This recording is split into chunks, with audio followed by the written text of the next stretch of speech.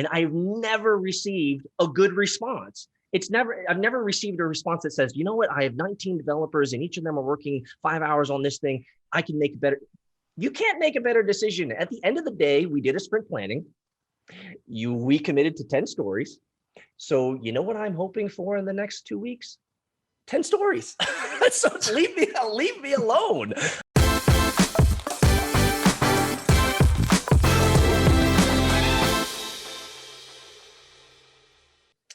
Welcome, everybody, to another episode of Real Agile or BS. I'm Peter Saddington with my wonderful colleague, Bob Hartman from agileforall.com. We love answering all of your Agile and Scrum questions, and we have one that is very similar to questions that we've answered in the past. It's about tracking hours.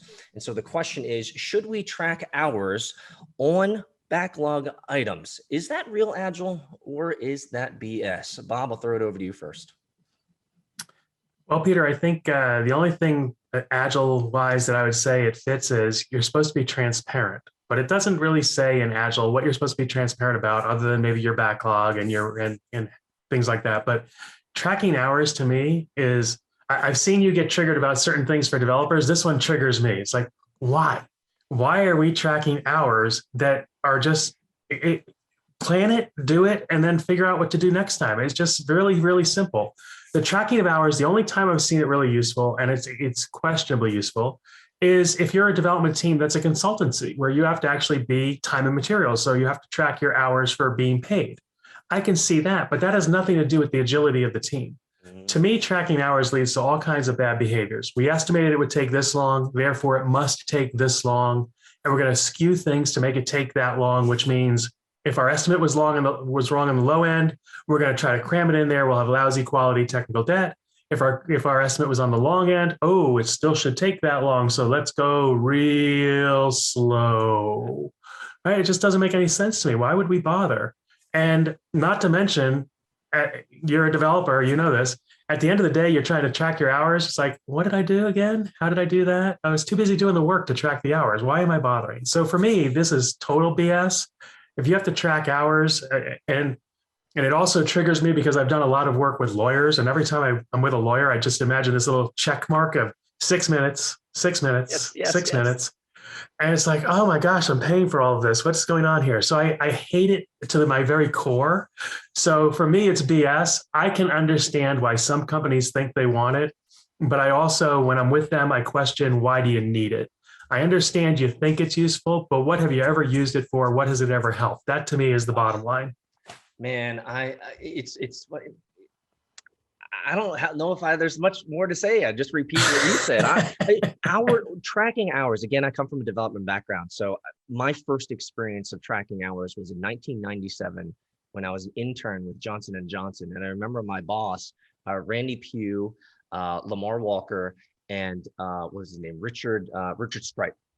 I remember these guys. I remember, my first internship, and they're like, how long did you work on that? And it was one of the most novel questions I could have ever been, asked at the time. I was like, why do you care? Like, I don't even know. It probably took me about an hour to think about the problem and only took me about 7 minutes to write in code. So should I write down that I was working on it for an hour and 7 minutes?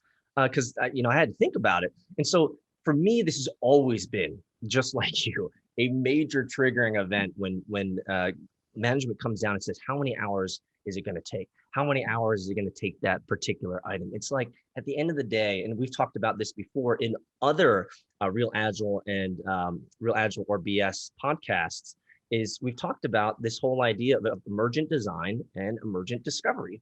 Both of these essentially are that you emergently figure out what you need to know as you go through the act of executing, experimenting, and doing the work. And so when it comes to tracking hours worked on backlog items, total a trigger for me. The question I always bring to management is data should always create informed decisions. And so the challenging question I always give to management when they ask for how long did it take on this backlog item, let me track these hours, is I always ask them, by giving you this information, how does it inform better management decisions on your side? And I've never received a good response. I've never received a response that says, you know what, I have 19 developers and each of them are working 5 hours on this thing. I can make better. You can't make a better decision. At the end of the day, we did a sprint planning. We committed to 10 stories. So you know what I'm hoping for in the next 2 weeks? 10 stories. So leave me alone, and let us focus and let us really knock out this work. If we only deliver 8 out of those 10 stories that we committed to, we're going to have a great retrospective. Even better, I'm hoping that we, throughout the 2-week sprint, we've talked about it in our daily scrums, trying to remove those dependencies or constraints, being fully transparent, these types of things.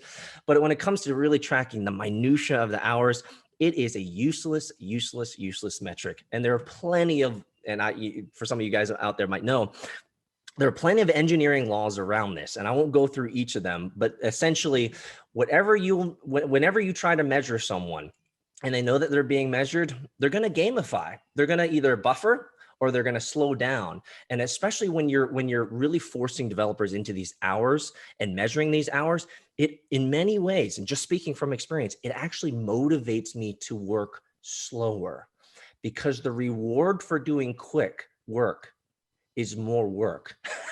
So for me, it's like, I'm actually being incentivized, if you're tracking hours, to slow down so that I don't get as much done. I can feel good about this delivery, and I'm not living up to my commitments with the rest of the team.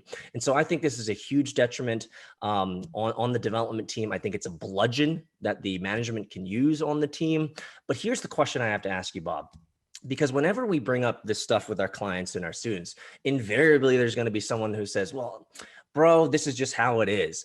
How do you respond to someone who says, well, this is just our internal culture, we have to measure all of our hours? How do you begin breaking down that paradigm shift of sorts, Bob? Roll a die. Put down numbers. Who cares? It's a culture to put down numbers. It's not a culture to look at them. My personal favorite is actually when they say, we're going to use it to improve our estimates. Yeah, how's that been working for you? You've been in business 50 years. How's that working? So it's just, to me, it's just a random number exercise, and I just don't see the purpose. I love it. Random number exercise. Yeah, I mean, I have actually had teams, Peter, where they've been in training with me for 8 hours for the day, and they scurry back to their desks at the end of the day and say that they worked on something for 8 hours. I'm like, well, why? Well, because at the end of the week, it has to add to 40. Like, well, doesn't training count? There's no category for training. What? Like, what do you do?